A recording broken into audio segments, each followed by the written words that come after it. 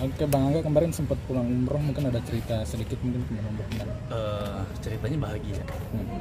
Biasa kan dipercaya untuk berkunjung kembali ke tanah suci, ke Baitullah sama keluarga lagi, kalau sekarang kan sama anak-anak, sama istri, sama adik.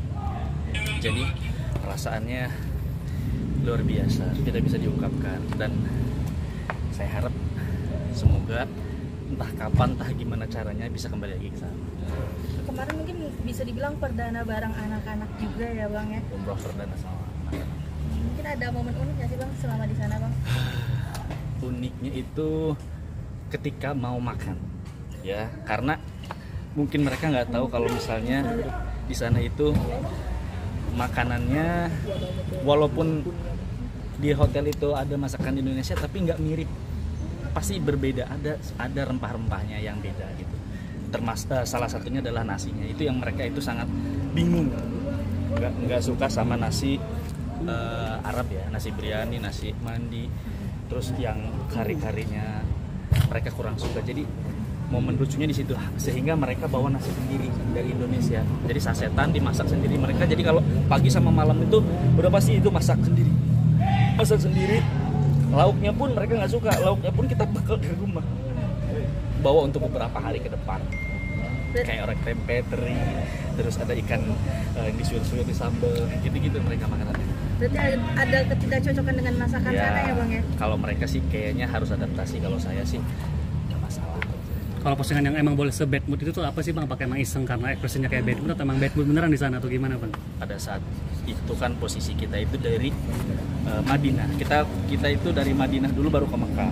Jadi setelah 3 hari dari Madinah itu kita naik kereta ke Mekahnya.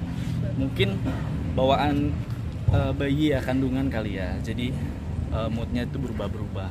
Kadang dia senang, kadang dia ngerasa bete sendiri, terus dia kadang ngerasa lelah. Ya berubah-berubah lah. Terus di jalan itu dia kayak ngerasa bete, nggak bisa diajak ngobrol, ditawarin ini nggak mau, ditawarin itu nggak mau. Tapi saya ledekin aja, saya ajak foto gitu. Ya, makanya dia hasilnya cemberut gitu, jangan cemberut dong, senyum. Nah yang kedua kan senyum dia. Tapi naikin moodnya gimana Bang? Apakah harus kayak membelikan sesuatu atau apa Bang kira-kira? Diajak, diledek-ledekin aja, diledek, terus saya perutnya usah, terus saya ajak ngobrol yang lucu-lucu, dia nanti ketawa sendiri. Saya sebisa saya aja lah, itu aja. Tapi agak khawatir nggak sih Bang mengajak istri umroh di saat usia kandungannya masih muda, bisa dibilang? Awalnya sempet khawatir, cuman kita kan konsultasi sama dokter kandungannya.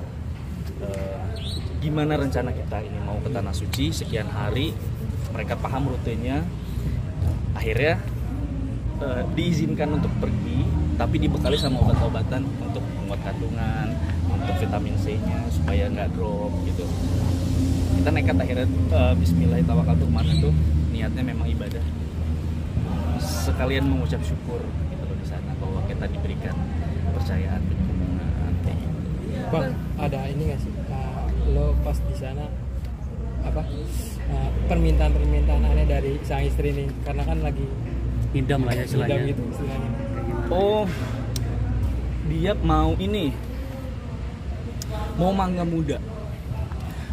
muda sama orek tempe pakai teri kacang. Aduh, bingung gue nyarinya kemana ini.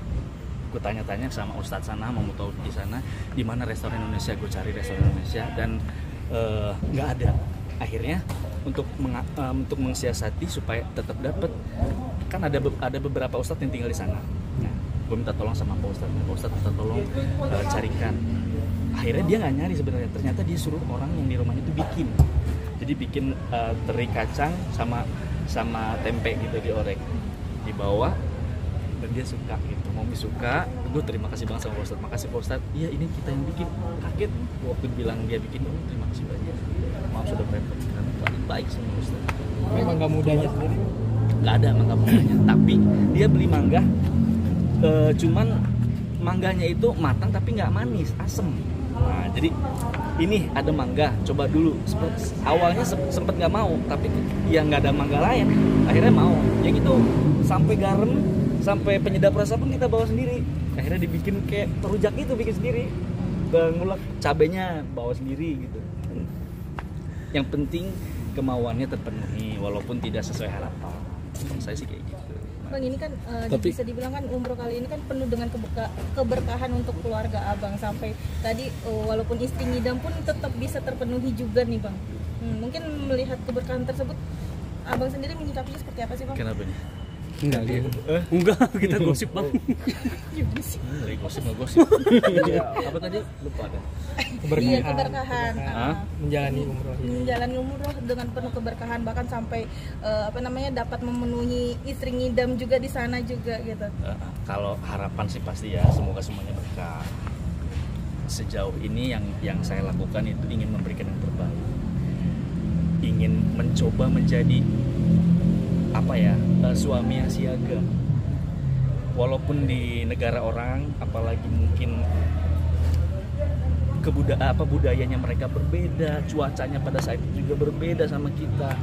Gue mencoba menjadi suami yang siaga. Di jam berapa dia coba meminta apa? Contoh salah satunya dia mau makan, tapi nasinya itu pengen bener-bener nasi putih khas Indonesia. Di hotel itu ada beberapa lantai restoran yang berbeda. Gue coba ke lantai 1 nggak ada nasinya, ke lantai 2 nggak ada nasi. Sampai akhirnya itu lagi minta Pak Ustadz tolong belikan di luar.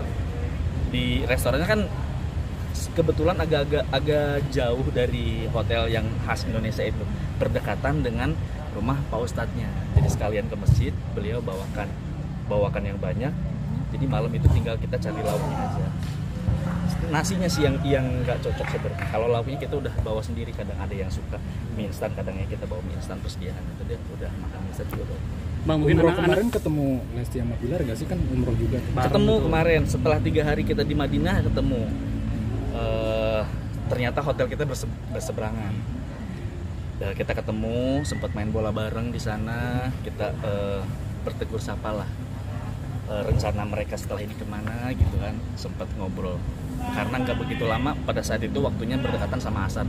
Jadi ngomongnya cuma sebentar, itu berpisah lagi. Karena mereka mau lanjut ke Riyadh.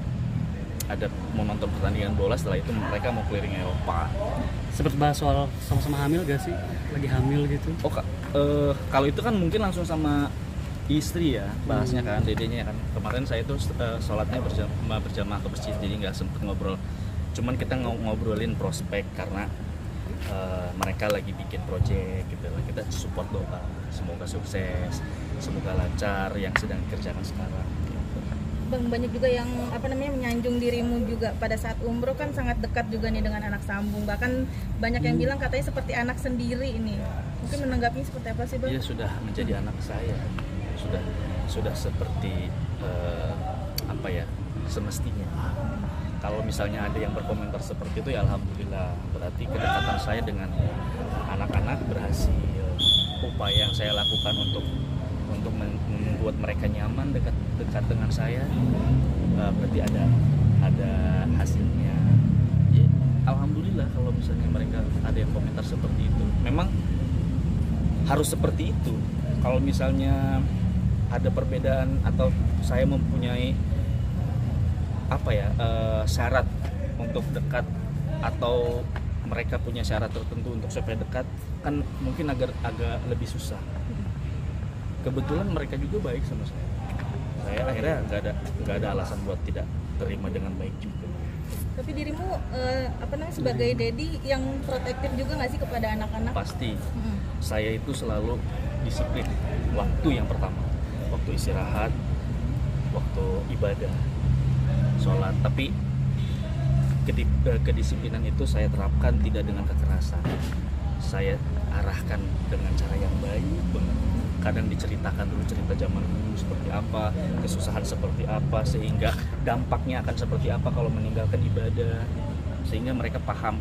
Dan mereka juga menilai sendiri ketika kemarin di Tanah Suci. Oh, ternyata mereka itu segitunya pengen beribadah ya, padahal belum azan tapi udah lari-larian ke masjid. Nah itu kan kita tinggal ngarahin, mereka udah punya penilaian sendiri.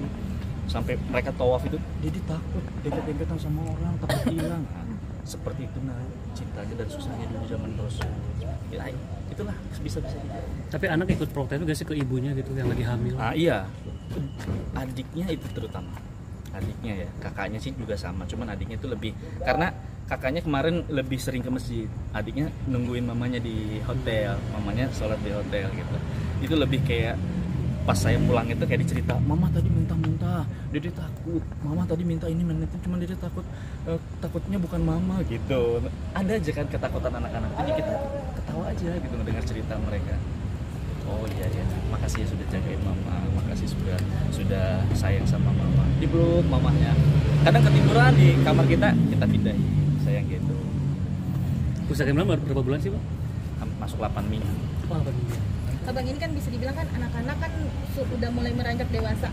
Ada kekhawatiran gak sih sebagai orang tua nih ketika anak keluar sendiri gitu? Apakah perlunya penjagaan terhadap orang yang terpercaya atau seperti apa? Nggak pernah, Abang sendiri? sejauh ini nggak pernah keluar sendiri. Saya selalu suruh dampingin entah adik, entah pamannya. Kalaupun dia keluar sama temen-temennya itu saya selalu suruh dampingin. Saya nggak pernah lepas kecuali main ke tempat temennya, diantar nanti dijemput, atau temennya main ke rumah. Kalau saya lepas sendiri ke mall mereka nggak pernah. Kakaknya pun sama, saya suruh dampingi pasti. Tapi kalau abang sendiri